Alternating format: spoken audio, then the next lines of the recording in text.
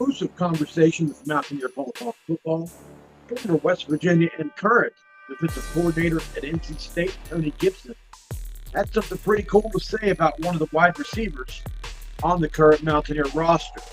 Who is it? And what did he say about him? Well, we'll get to that right after this word from our sponsor. This episode of Mountaineer Ball Talks Football is brought to you by Dutch Miller Automotive, where friends and family pricing means that you get the best deal right up front on any new or pre-owned vehicle in stock every time. With brands like Chevrolet, Chrysler, Dodge, Jeep, Ram, Kia, Hyundai, Ford, GMC, Buick, Super. The Dutch Miller Automotive family is always growing and ready to put you in the car or truck you've been searching for.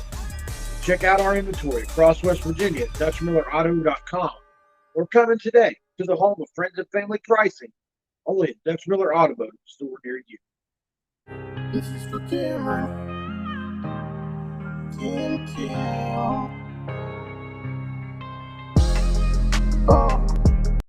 So as we get ramped up towards football season, even though there's been a ton of basketball news going on, guys, I started thinking about the biggest needs for the Mountaineer this season. And that's not only in the transfer portal, but players on the current roster.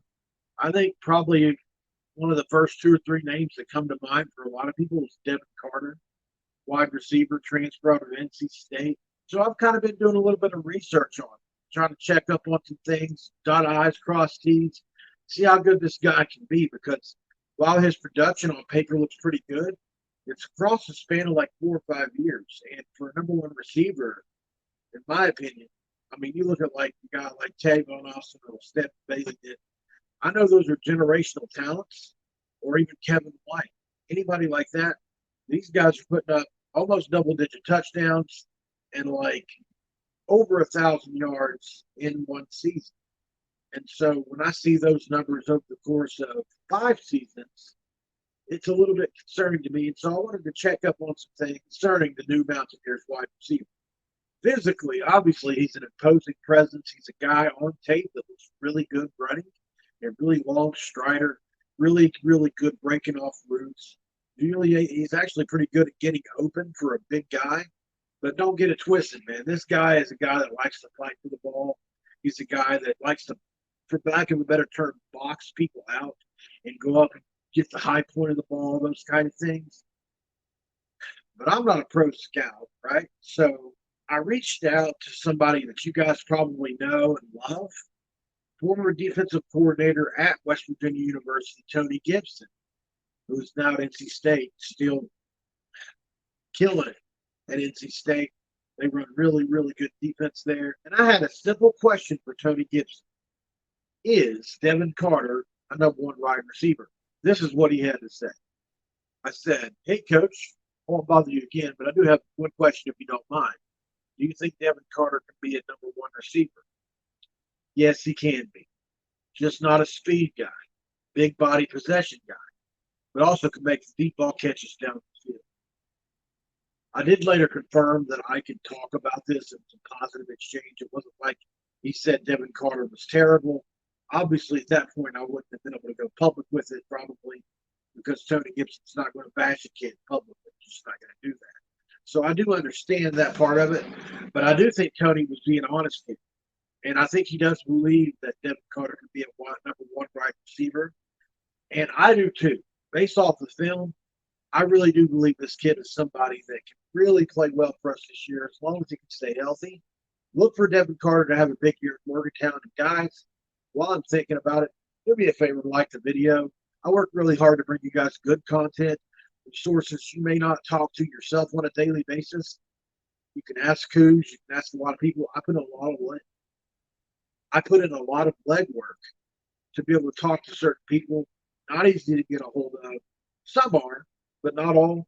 And I like to show you guys proof of my conversations just so that you can see that I have a little bit of credibility in the future. When I don't have that proof, if I say I did something, you'll know I did it.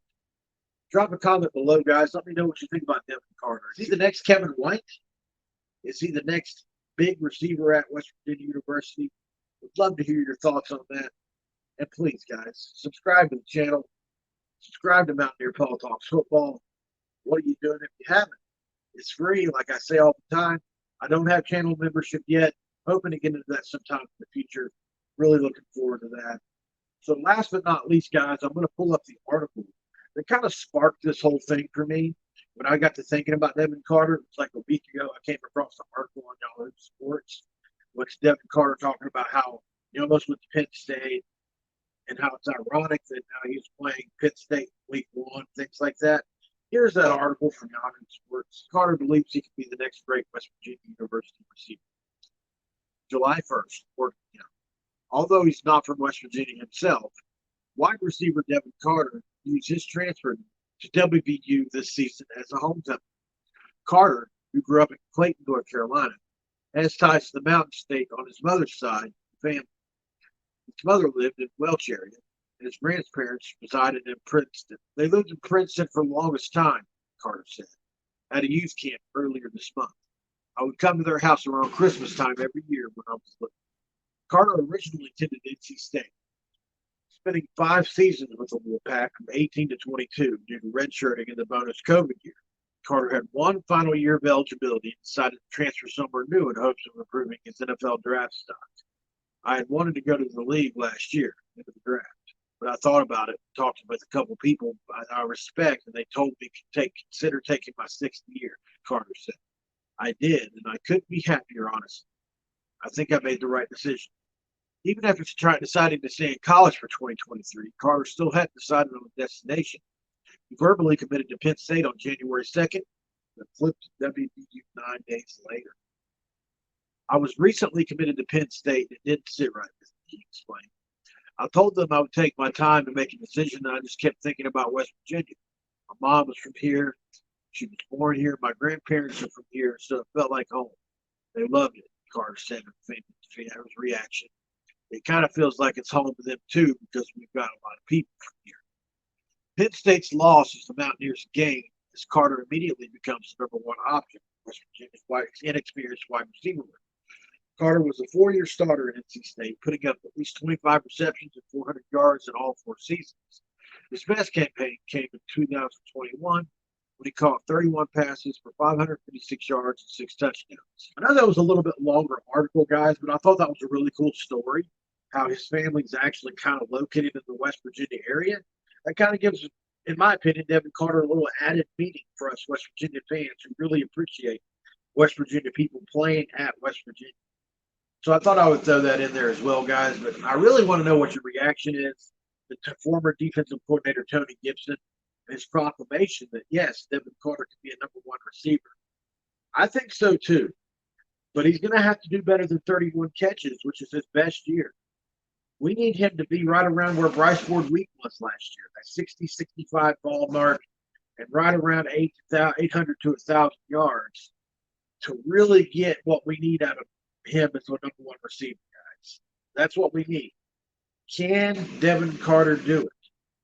We're going to find out. And it's going to happen fast, September 2nd, as the Mountaineers play the Nittany Lions on the road in Happy Valley. This has been another edition of Mountaineer Paul Talks Football. This episode is over. This is for Cameron. Cam.